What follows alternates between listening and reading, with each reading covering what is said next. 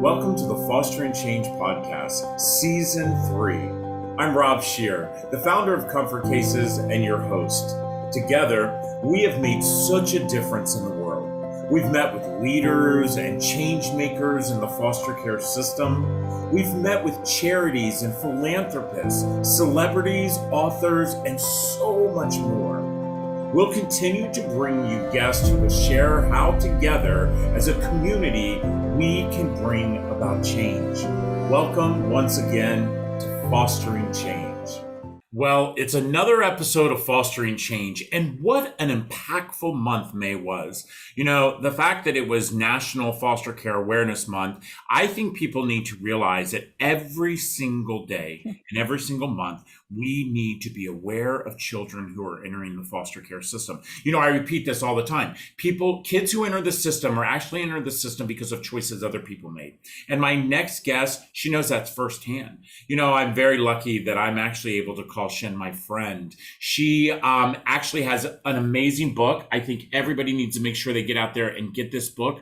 I actually got this book and read this book literally in 2 days. It is unbelievably a book that is a page turner that wants you sitting at the edge of your chair. But it also, to me, it almost validated the fact that, the story that I lived. And so, ladies and gentlemen, please, meet my friend Shen. Shen, welcome to Fostering Change.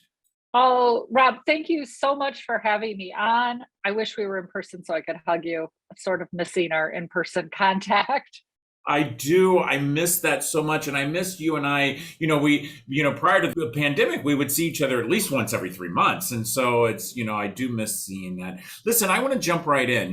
May was National Foster Care Awareness Month. And as well as I do, during that month, all of our news outlets are tooting their horn on particular days, want to tell that really good story, that, sweet story of those amazing people who adopted those kids who were needed to be adopted. But I want to talk about what we are really seeing within our foster care system.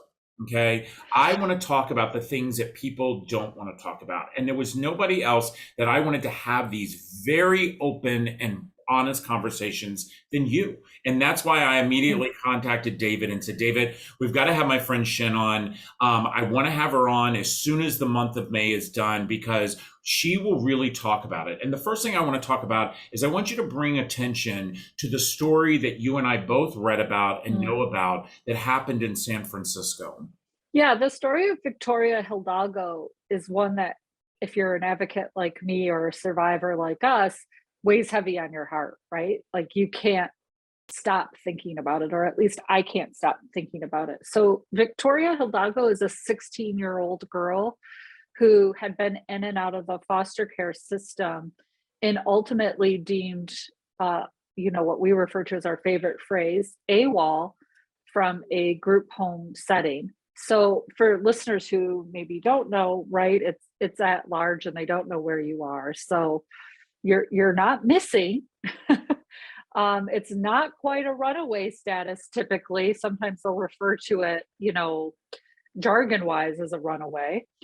And ultimately, Victoria was found murdered in a homeless community in San Francisco. The autopsy reports later stated that she had also been sexually assaulted prior to her death. And this resonates with me, much like the Ma'Khia Bryant case resonated with me last summer, because I see myself in those girls. Like, that story is my story, and there's very little that's different. The only way in which my story was different than Ma'Khia Bryant's story is that she was a Black child and I was a white child, right? Like, I had the same behaviors as Ma'Khia Bryant, found myself in very similar situations to her.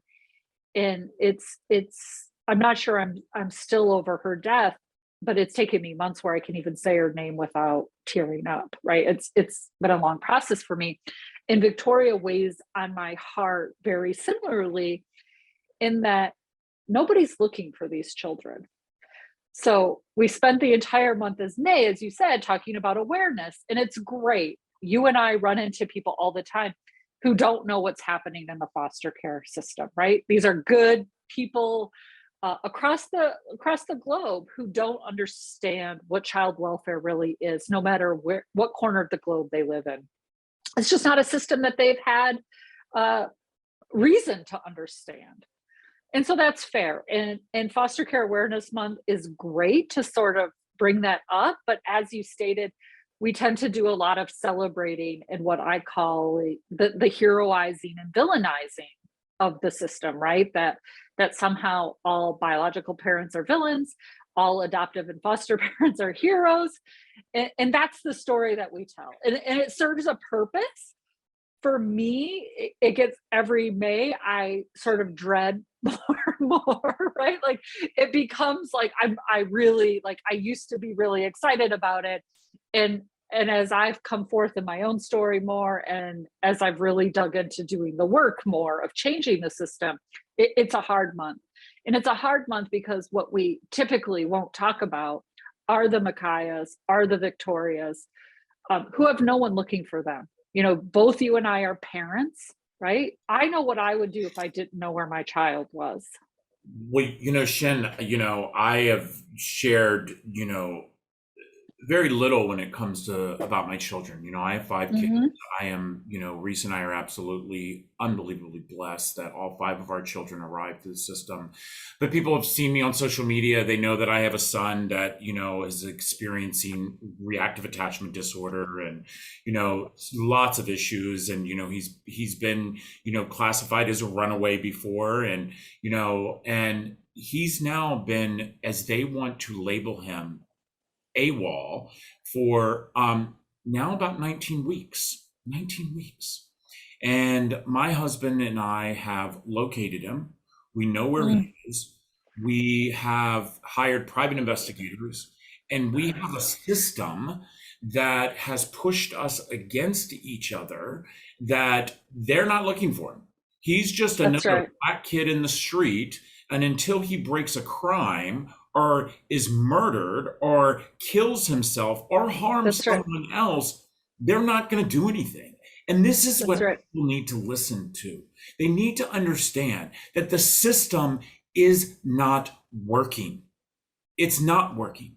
The system it's not working. And Shen, you said it, you hit the nail on the head. We villainize the birth parents when, by the way, that's not always true.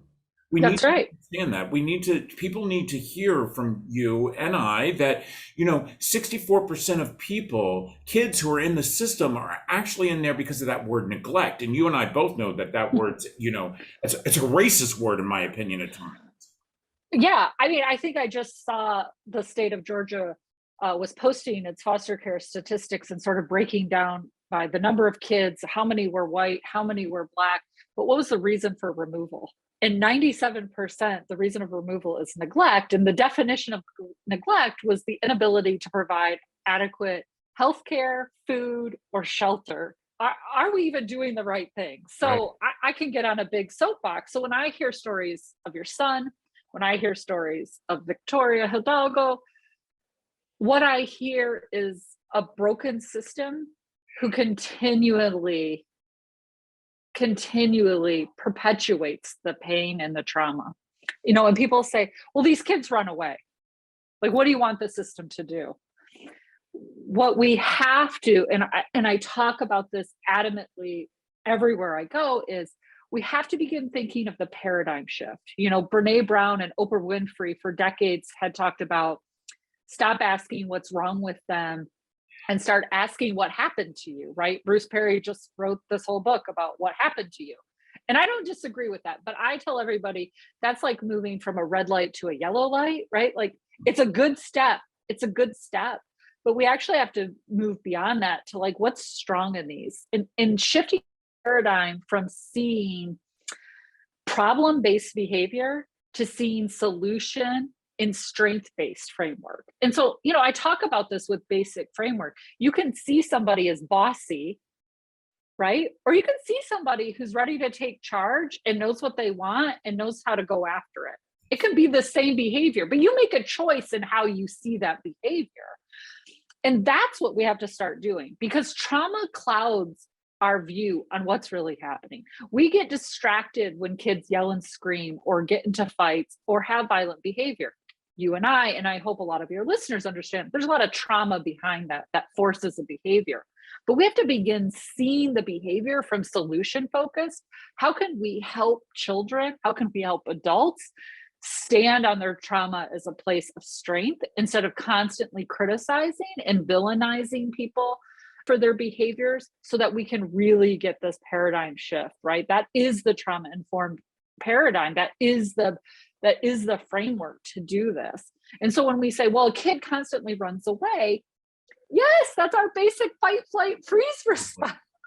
Totally. Right? Like, if that's not the red flag that you have a kid in survival brain, and when you're in survival brain, you can't be in logic and reasoning, right? Like, it's not possible to be in both.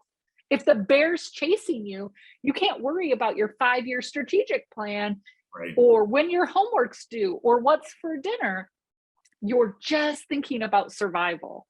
right. No, I agree with you on that, Shanna. And I will tell you, I've said this before. If the system would have stayed the hell out of my family, we would have dealt with the trauma that my son has experienced since a little boy from being in a shattered system, and us not addressing the trauma when he came into the system, as a young boy. Shen, you go around the country and actually, talking and educating people. You have a consulting company. You have what's in your company? You have a company that goes out, because we have a lot of social workers that are that listen to us and that watch us on YouTube. And the reason I want to bring up your company is because what you just talked about is something that I don't think that we talk about enough. I don't think that we look at children who, have these outburst, and immediately they want to look at it in a different way. And I've thought about this for years, but you just said it, it's like the bear is chasing me. I've not thought about it in that aspect, but it is so true. It's like the bear is chasing. What do you think our first step is? Our first step is admitting we have a problem. It's the first step to anything. And it's the first step to reconciliation. Is I'm still waiting for someone to apologize. And Rob, you and I've had this conversation offline before, but it's like, how refreshing would it be, right? Because I hear this a lot because I work in change systems, right? So I'm in schools, I'm in human services, I'm in DHS offices where they're saying, we got to change the work, right? I hear it all the time. It's a daily phase that I hear constantly. How about we first apologize for the things we got wrong? Yeah. I mean, someone has to eventually stand up and say, we screwed up. Yeah. And by the way, it doesn't matter if you meant to screw up or didn't mean to screw up. We've screwed up. The statistics support it. We have decades of data that support we got it wrong. Yeah. Accountability. Yes. You got to start there. And then you have to start with building it, because anyone who's dealt with the system, I don't care what your role has been within any system, if you've been harmed, you've also heard, oh no, we're working on that. We're fixing, we're changing, we're doing this new thing. Look at us with this bright, shining object over here. And if you've sat around, I know you and I have had this conversation where we say, gosh, it's been a couple decades since either of us aged out of foster care. But yet when we talk to kids aging out right now, they have the same story. I mean, you and I have said, are we the ones who should be leading this work? It's been so long since we were in the system. But yet when we talk to the young kids aging out, you and I are both constantly like, nothing's changed. What's happened? Why has nothing changed when everyone keeps telling us, no, we're doing all this great work? The truth is we're not. Nothing's changed. Kids are reporting the same thing now as they were in the 80s and early 90s when you and I exited.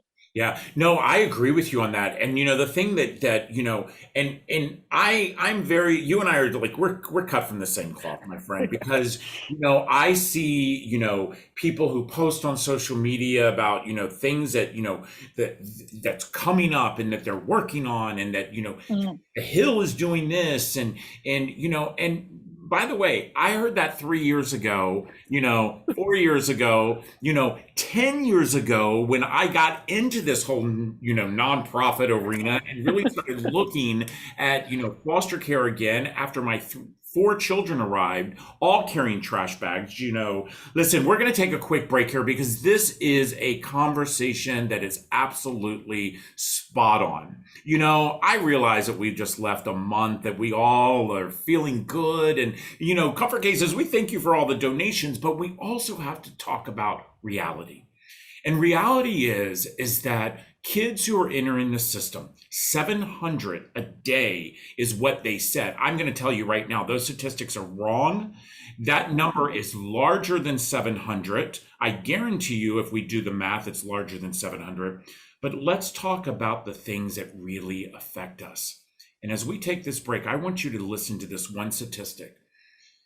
The report just came out that in 2020, in the state of Texas, 100, listen to me, 100 children who were in the care of the state in what we call foster care died. Just think about that. We'll be right back. This episode of Fostering Change is sponsored by Comfort Cases, a national nonprofit that inspires our communities to bring hope and dignity to our youth that are in foster care. For just $10 a month, you can support the Comfort Cases mission and help us eliminate trash bags for kids who are entering foster care. For every $10 that you give, Comfort Cases will give a Comfort XL to a child entering the system. Be part of the change. Visit comfortcases.org. Wow, what a start of the conversation. I will tell you, you all follow me on social media. You realize that I had been in 28 days in the month of May. I have been literally all over the world. I was in my London headquarters. I have been in Indiana. But the thing that I want to talk to you about is that what Shen and I were talking about in the first half is I want to remind all of our listeners and our viewers is that I say this quite often. These kids do not belong to me. They don't belong to you. They belong to us. And when they come in the system, we have to realize what can we do for them. Shen, I was thinking about it, and by the way, everybody, the Garbage Bag Suitcase, this book, it's available. Please do me a favor and purchase this book. It's going to truly educate your mind. But, Shen, during the break, you and I were talking, but I was thinking about something. And the thing that I was thinking about is, I just don't understand how we have allowed the families to deteriorate. So when you sit here and tell us numbers like, 97% of kids in Georgia who enter the system enter because of the word neglect, and that neglect is because of housing, healthcare, and food, why are we able to take money from the federal government, we pass it on to states pass it on to strangers, who take children, and we give them a monthly stipend that we, by the way, have no accountability for that monthly stipend. Let's not forget that. Let's not forget the fact that there's no accountability for that monthly stipend, but we can't give that monthly stipend to the family to give them a one-up. Explain that to me. Yeah. So, for 1 second, I want to talk about that monthly stipend to the stranger care, right? Because I say this quite often, and I'm pretty open about it in my own story, that I entered foster care in a pair of underwear that I walked across my high school graduation stage in, right? So I entered foster care at 12 and I aged out as an 18-year-old woman wearing the same underwear that entire time. So when we talk about that, we don't have accountability. That's what I mean. Is because people say, well, that should have been provided for. When I started working as a young teen, I've been working since I was 14. You and I have had this conversation. Like, I feel like my retirement day should be coming, but it doesn't seem to be getting any closer. That money that I earned went to things like toothpaste and deodorant and feminine hygiene products, because those weren't provided in my home, in my foster homes. Like, I had to provide those myself. And so when I aged out at 18, that was halfway through my senior year of high school. I hadn't graduated from high school. And so I actually negotiated with my foster parents to stay. I had to pay them to stay. I paid them what they'd been receiving from my state of care, plus a raise because they negotiated a $50 a month raise. But that was cheaper than me getting my own apartment and a car because I was in a rural community where there wasn't public transportation and I didn't have a way to get back and forth, right? And so when I began paying them, I couldn't afford those essentials. So this is an important conversation about the stipend and what's really happening in homes. Now, I'm not saying that happens in every home, Right. right? I know that there's homes in which that doesn't happen. But I think people would be surprised the vast majority of kids aging out who have a similar story to mine. I agree with you. I agree with you on that. So we have to understand that in the context, because why I think we don't want to give money to birth families, and what I often hear in the recoil I get when it's mentioned is they don't deserve it, right?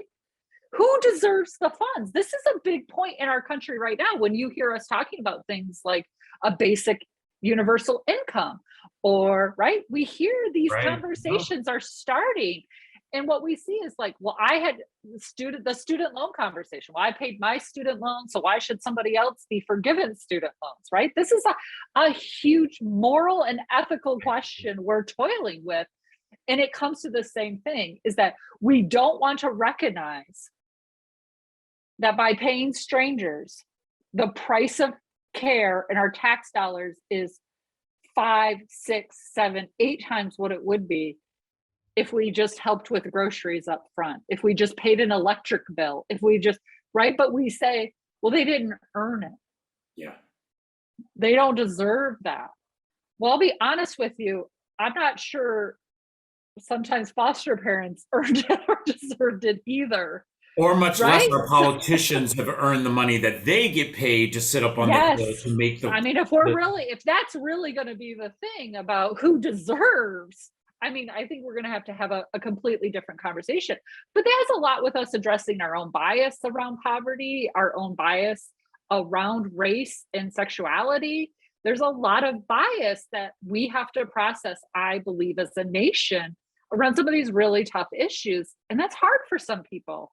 Yeah, I agree with you on that. And, the fact is that, as my friend Shen said, we know that this is in every foster home. We know that, there are children who have excelled with their foster parents. Mm-hmm. But again, I said this in the top of the hour, in the beginning of this podcast, is we're going to talk about the real. And the real is we know that over 30,000 kids are aging out of foster care. And we also know that if you poll them, their story is just like Shen's. It's just like mine. And this has been going on for decade after decade after decade. And it's time to stop. And it's time to realize that, Shen, you talked about the things of the tax bracket. And I want to really break it down. You look at child trafficking. Okay, which is something, by the way, people are all in arms about it. They're throwing money, children being trafficked, children. Let's talk about the percentage of the children who are being trafficked. How many of the percentage from foster care, Shen? We believe that it's over 80% of the kids who are trafficked are from foster care. Listen to that, everyone. Okay, so over 80% of the children who are being trafficked, okay, that we are passing bills about, state after state, we're pumping money, into trying. 80%, over 80% are children that are in foster care. Wow. So it's an opportunistic crime, right? And who are the most vulnerable? And the most vulnerable are your son, Victoria Hildago, right? These are our most vulnerable kids. Myself, I mean, you and I've had the conversation. I used to sit in my dorm room bed thinking, if I was murdered, no one would even come looking for my body because there was no connection. I was on this ginormous campus surrounded by other human beings, but I had no real anchor to anyone. Who was going to come for me? I mean, you talked about what you and your husband have done, right? Like hiring the private detective. That's what all parents would do for their children on the back of every milk carton, right? We grew up in that era of our lives. That's what we do. Post it all over social media. Have you seen? Have you seen? You and I share these posts that we get from other parents all the time. There are children where no one is searching for them. And we have to talk about it. We cannot bury our heads. And I have to tell you, Rob, I'm sort of over this idea that it's them, that it's the government, that it's this group over here or that group over there. That's us. Yeah. We have to accept responsibility. We are the government. We are those agencies. We pay those salaries. That's us. We're responsible. We have to take responsibility that we are failing. Yeah, and I agree with that. And I think we also have to take responsibility that we must educate ourselves about right. what we pay for. And by the way, you said it, you hit the nail on the head. We pay these people, we vote them in. We have to educate ourselves on every possible level, and especially those things with it really impact us. And by the way, I'm getting goosebumps just talking about this, because if you tell me, one person out there wants to tell me that children do not impact you, then you don't realize your future. You don't realize your future, because children are the first impact of how your tomorrow is going to be, because they are our future. And this is why, like I said, Shen, you and I could talk for hours. And as you and I both know, we hear a lot of talk. And we want to start seeing action. And I will tell you, action should have happened years ago. And, I just hope that we see something on the horizon. As we wind down to this amazing half hour, this podcast, again, everybody, the Garbage Bag Suitcase. How can people reach you, Shin? Because I know people want to continue this conversation. This is what I would say, as my friend Whoopi would say, this is definitely a hot topic. Yeah, well, and I'm glad that it is, right? Because that's how we keep moving the conversation forward. So I'm fortunate enough that my name is Shenandoah Chefalo, and there's no other. It's just the way it works out for me. You had to grow into the name, but once you arrived, it does make it easy in digital media. So I'm on all the platforms. People can reach me there. They can reach me through garbagebagsuitcase.com or shefaloconsulting.com. And I'm happy to share resources, help people think through whether they're internally in an organization, how they're really going to make change versus talking about making change, or how we reach out to really educate those local politicians who, I promise you, if you ask them, know very little about children and families in the system in their community. Yeah, I agree with you. I mean, I live within the Beltway, guys. I live within the area that they supposedly makes the decisions, and I am shocked when I run into politicians and I talk to politicians, even when I've been on the Hill, about how uneducated they are truly about the foster care system. And also, I want to make sure that, again, I don't like to end everything on a bad note. I'm not that kind of guy, but I just have to be real about this. I'm also really kind of shocked, Shen, and I know this is getting over our time that we normally do, but I'm kind of shocked that, I see another generation of kids who are aging out of the system. And I do see that some of them are truly change makers, but I think a lot of times is that they don't really want to talk about the real. And they want to talk about, to make someone happy. And I just think again, maybe I'm wrong, and I want your last note on this, but don't you think that, the older generation could help the younger generation, and the younger generation can help the older generation, and we could all come together and make a difference? What do you think? Yeah, this gets back to, this is our legacy, right? I've always been frustrated when I've heard older generations say, oh, the new generation's entitled, the new generation. That's not true. We raised the new generation. It's just different. The world is different, and we have to appreciate that. I embark on being a learner all the time. I'm always trying to learn something from these kids. They teach me a ton.